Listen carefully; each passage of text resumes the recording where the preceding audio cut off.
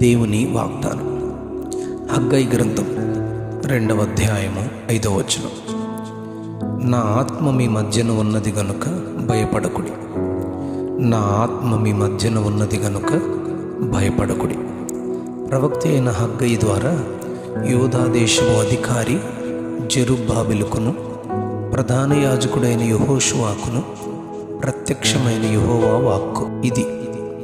యూదా దేశమంతా అందు నివసించు ప్రజలందరూ వారు భౌతిక స్థితి ఎంతో క్షామంలో ఉన్నట్టు మనం గమనిస్తాం. వారి స్థితి విస్తారముగా విత్తినను కొంచెమే పండెను. భోజనము చేసినను ఆకలి తీరకై ఉన్నది. పానము చేసినను దాహము తీరుటలేదు. బట్టలు కప్పుకొన్నను చలి ఆగకై ఉన్నది. కష్టము చేసి జీతము సంపాదించినను జీతము చినిగిపోయిన సంచిలో వేసినట్టుంది. విస్తారముగా కావాలని ఎదురుచూచినను కొంచెముగానే పండెను. ఆకాశపు మంచు కురియుటలేదు, భూమి పండుటలేదు. భూమికి పర్వతాలకు అనావృష్టి, ధాన్యము ద్రాక్షారసము తైలము భూమి ఫలించుట, మనుష్యులు పశువులు చేతి పనులు వీటన్నిటి విషయంలో క్షామమును అనుభవిస్తూ ఉన్నారు. గనుక దేవుడు వారి ప్రవర్తనను ఒకసారి ఆలోచించుకొనుమని 1వ అధ్యాయంలో 2 సార్లు మేల్కొల్పుతూ ఉన్నారు. ఇందుకు గల కారణం ఆయనే తెలియజేసి ప్రవర్తన సరిచేసుకొనుమని ఆయన హెచ్చరించారు. దేవుని మందిరము పాడై ఉండగా దాని బాగు చేయుటకు ఇంకా సమయము రాలేదని ప్రజలు చెప్పుకుంటూ ఈ స్థితిలోనే దేవుని మందిరాన్ని విడిచిపెట్టి సరంభి వేసిన ఇండ్లలో నివసిస్తూ ఇంకా ఇండ్లు కట్టించుకొన త్వరపడుచూ ఉన్నారు. ఆయన మందిరముపై శ్రద్ధ లేనివారుగా ఉన్నారు.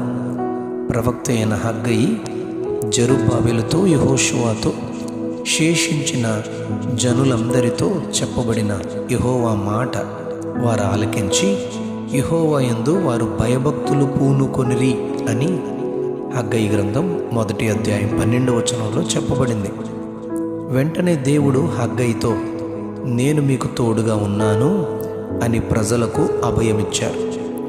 మరియు వారందరితో దేవుడు వ్యక్తిగతముగా ధైర్యము తెచ్చుకొనుము, ధైర్యము తెచ్చుకొనుము, ధైర్యము తెచ్చుకొనుమని ముమ్మారు ధైర్యపరిచారు. హగ్గై ప్రవక్త ద్వారా దర్యావేషు ఏలుబడిలో ఈ సమాచారము వార్తను 2వ సంవత్సరం 6వ నెల 1వ రోజున ప్రవర్తనను గూర్చి యూదావారు హగ్గై ద్వారా హెచ్చరింపబడతారు. 2వ సంవత్సరము 6వ నెల 24వ దినమున సైన్యములకు అధిపత్యగు తమ దేవుని మందిరపు పని చేయుటకు వారు మొదలుపెట్టారని హగ్గై గ్రంథం 1వ అధ్యాయం 15వ వచనంలో చెప్పబడింది. దేవుని హెచ్చరిక ఆయన మాటకు ఎవరు విని లోబడి విధేయత చూపిస్తారో వారికి దేవుడిచ్చే వాగ్దానం ఇలానే ఉంటుంది. నా ఆత్మ మీ మధ్యన ఉన్నది గనుక భయపడకుడి అని చెప్తారు.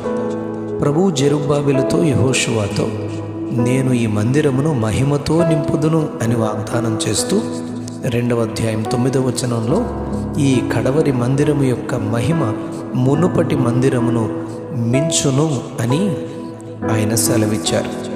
వారిలోని మార్పును చూచి 2వ అధ్యాయం 19వ వచనంలో ఇది మొదలుకొని నేను మిమ్మును ఆశీర్వదించెదను అని యూదా దేశంలో ఉన్న ప్రజలందరినీ దేవుడు దీవించారు. జెరుబ్బాబెలుతో 2వ అధ్యాయం 23వ వచనంలో నేను నిన్ను ఏర్పరచుకొని ఉన్నాను అని చెప్పుచు నిన్ను ముద్ర యుంగరముగా చేయుదును అని బలపరుస్తారు. నా ఆత్మ మీ మధ్యన ఉన్నది అని యూదా దేశములోని కుటుంబాలతో చెప్పిన దేవుడే ఈరోజు మనతో కూడా చెబుతున్నారు. ఒకవేళ మనము కూడా వీరి వలె దేవుని మందిరము పాడైన స్థితిలో ఉన్న దానిని బాగు చేయుటకు తీర్మానించుకుంటే, పని చేయ మొదలు పెడితే, అంటే మన దేహమే దేవుని ఆలయమును అని చెప్పబడిన కొరింథీ 1వ పత్రిక 3వ అధ్యాయం 16-17 వచనాల వలె హృదయములో నివసించు దేవుని కొరకు మన ప్రవర్తనను గూర్చి ఆలోచించుకొనగలిగితే ఈరోజే దేవుడు సమస్తము సరిచేసి దీవెనకరముగా చేయును. ఆయన మీతో చెప్పున్నది చేయుడి అని తల్లి అయిన మరియా యేసు ప్రభువారిని గురించి చెప్పగానే పనివారు 2-3 తూములు పట్టు 6 రాతి బాణలను అంచుల మట్టుకు నీళ్లను నింపుమని ప్రభువు చెప్పినట్టే, యేసు చెప్పినట్టే వారు నింపారు. ఆ నీళ్లు ద్రాక్షారసముగా కానా వివాహములో చేసిన రసము ముందున్న రసము కంటే రుచికరమైనదిగా ఉంది.